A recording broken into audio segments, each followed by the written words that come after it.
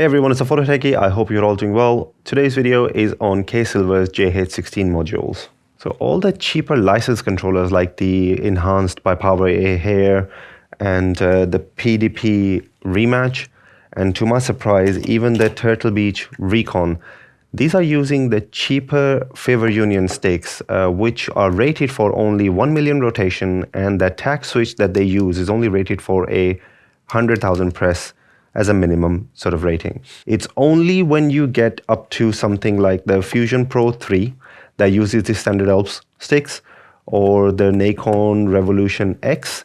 Again, these are using the standard Alps sticks. So these are around $100, $80 to $100 or 80 to 100 pounds here in UK. But that's basically, that's the norm has been, that the cheaper controllers under 50 pounds with back buttons, they have cheap sticks. And it's only when you really move up that you get, like, you know, the better sticks. Victrix Gambit is a little bit different because this one is using the FvorUnion's higher module. So these are rated for 2 million rotations and 1 million button presses. So Victrix Gambit, and then we have the BFG controllers. They are using these sticks as well. And another stick that I've come across is the Thrustmaster, the C&K modules. Now, C&K modules, I've mentioned this in the past. If you go online, they will tell you that they have 2 million rotations, 1 million button presses. But one extra thing the C&K are doing, they're giving you the ability to basically have a different spring strength. So you can have a different sort of like a rotational force sort of sticks that you can order, which is something that FvorUnion doesn't do on their order forms for their sticks. But Thrustmaster is getting from C&K. I've opened them and I've seen the C&K logo. C&K is offering that option. So all the cheaper controllers are using these cheap FvorUnion sticks. Like I said, only 100,000 presses, and they say that you can order between 1 million and 2 million cycles, but I doubt that anybody's ordering 2 million cycles because these controllers are so cheap. They're probably going for the cheapest one. And the Alps, like I said, you'd have to either buy a standard controller that uses the Alps sticks, or you have to move up in price to get the standard Alps sticks. You'd have to get to the Fusion Pro 3, or you have to get up to the Nikon Revolution X. That's why I think some of the Chinese manufacturers, they make a point of mentioning the Alps sticks used because they are of higher quality compared to the cheaper ones. Also, the cheapest controller with 2 back buttons that is using the Alps sticks is the Ksilver G7, the standard G7. So Ksilver are saying that their sticks, if we basically translate the text on their website, they're saying that no drift, high precision, long life, and they're saying zero wear, eliminates drifts, the non-contact feel is smoother, which, yeah, I think most of us have experience with the J16. The rocker has a service life of up to 500 W. I think this is where Gamester have used this, and they're mentioning 5 million cycles minimum, like, you know, 5 million minimum cycles of the sticks. And I think that's to do with the spring and the rocker that's used. It's not this the magnets, because they say, and the permanent magnets are resistant to high temperature and have no temperature drift. So big claims here.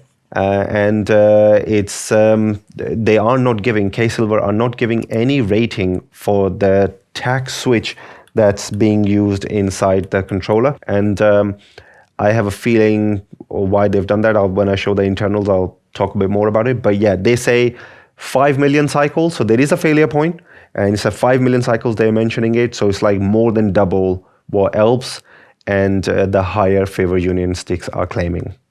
So here I have an Alps sticks. Well, it says it's an Alps sticks. I doubt it because I bought this off Amazon. But it's basically made on the Alps sticks modules and is supposed to be identical how they work. And we have, you know, those normal 2 potentiometer ports inside, basically. So that's the base. What we have is we have a shaft that goes inside this resin, you know, the shaft that's actually going in the plastic sort of thumbstick. The spring is actually inserted inside this, basically. So when you are rotating it, this is the spring that brings it back to center. So the spring is essentially sitting in the middle inside the stick itself. These cheaper modules work a little bit differently. They actually have a spring under a platform that holds the whole housing against that shell. So the spring is not in a shaft or anything like, the shaft is a separate thing. It's underneath a platform that is holding the metal part that's going in the potentiometers. So it's here, it's basically sits on top of it. And so the recentering spring in the cheaper FvorUnion ones also is the same thing in the higher quality ones that are used by the C&K and the Victrix Gambit and BFG. It sort of like pushes it up. So the spring is underneath, is much bigger in diameter, if you see, look at that, compared to the Alps ones. And it's in the cheaper controllers, the parts are metal, the cheaper sticks. And if we go to the higher stick modules, the spring changes and the parts are made of plastic. So this is one of the broken modules I bought off eBay. It's the C&K ones for the Thrustmaster, and it's the same thing. So the plastic sort of shaft, and you have these two holders that sort of like, they move the potentiometers.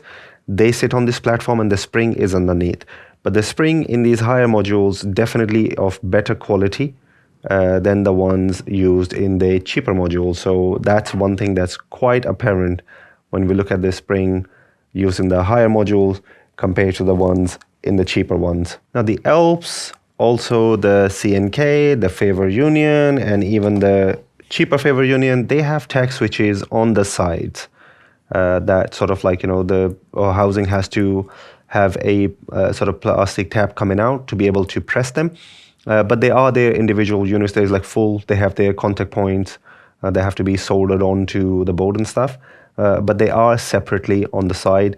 Now let's quickly take a look at the Ksilver ones. Here is the Ksilver stick, and you can see those two tiny magnets are held in place inside their plastic housing. And then we have this little tiny tab here. This is basically used to, when you push it in, this is pressing the metal conductive dome instead of the whole tact switch on the base plate, which we'll look at next.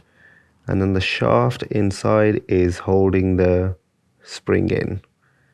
So here are the sensors on the base. One is here, one is there for the magnets to basically, this one reads all their output and stuff. And this is the tact switch.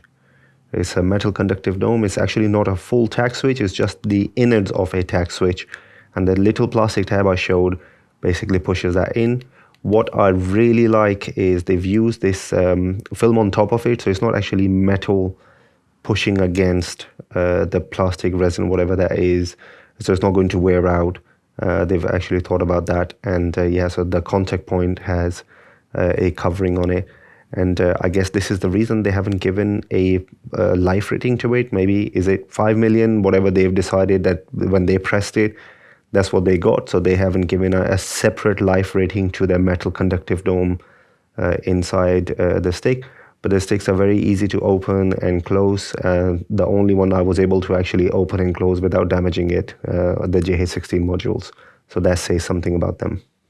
Ksilver JH16 spring, C&K and FvorUnion's highest stick module, that's the spring. The cheaper sticks found in the cheap controllers, that's the spring from them. And then the Alps sticks copy that I got off the eBay, that's the size of the spring there. All right, once more, we have the Ksilver JH16, the highest FvorUnion modules, the cheapest ones, and then the Alps, and they have their springs basically assembled. This is how internally these are assembled.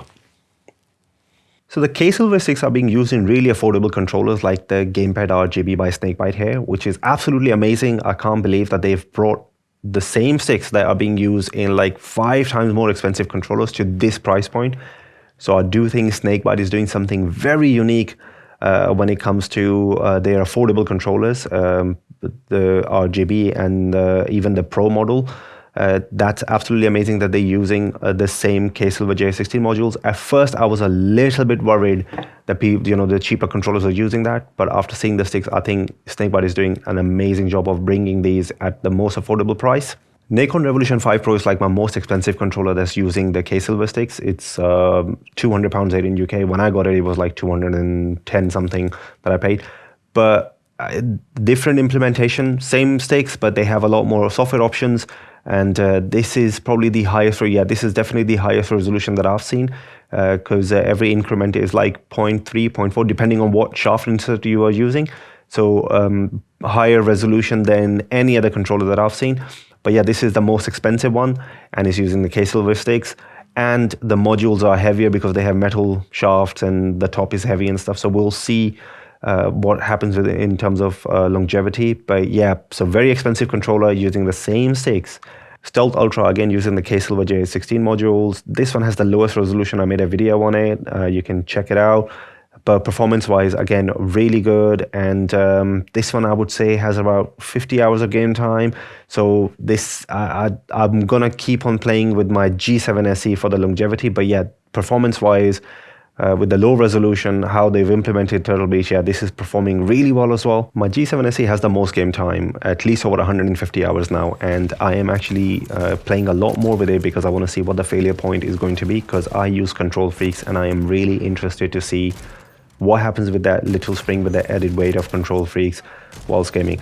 So I would like to ask you guys to definitely share your experience and your thoughts, especially what you feel. Like, do you like the JH16 modules? Are you thinking that it's a mistake for these sticks to be used in the more expensive controllers?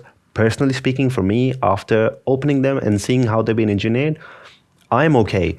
I think I can see a reason why the manufacturers like Nacon and Turtle Beach decided to go with Ksilver. Because that 5 million rotation claim that they are making, I think it will hold true. Because I have a serious amount of game time, like I said, on my G7 SE with Control Freaks, and the sticks the slop is actually really good, considering what I have with controllers that have a similar amount of game times, like using different sticks. I do think these sticks are not comparable, like they are not one-to-one parity with a really good implementation of Alps or the FvorUnion or C&K sticks. I think Thrustmaster is doing amazing things with the resolution and how they have those C&K modules calibrated and stuff. But I do think that we can get there, especially now we're getting true zero dead zone options from a lot of manufacturers. Turtle Beach still lacking, and I do hope that they implement a true zero dead zone option as well, because it's getting to a point where I don't think it's a pro controller if it has any dead zones. I'll make a separate video on that, as talking especially about the bug that happened to me in the Modern Warfare 3 now. It's happened 4 times now. But yeah, that's a separate video. So I do think the future is definitely bright for Hall effect sticks, because initially when I made a review of the G7 SE, I mentioned that I felt it was very sluggish. But yeah, no, they are performing well. And like I said, I would like to know your thoughts, your experiences, and what do you think, especially if you have a controller with a lot of game time with the JH16, and if you were using Control Freaks or any other thumb grip or whatever, that adds weight. I'm very interested to know what's happened with your sticks. How much is the slop? What do you think? And what are your thoughts? So not only going to help me out, it will help a lot of other gamers out as well. Once again, guys, thank you so much for everyone who subscribed. Your support means a lot. And I hope this video was, had some useful information in there. It was definitely interesting for me. Thank you so much for watching it. Hopefully, I'll catch you in one of my other videos. Bye for now.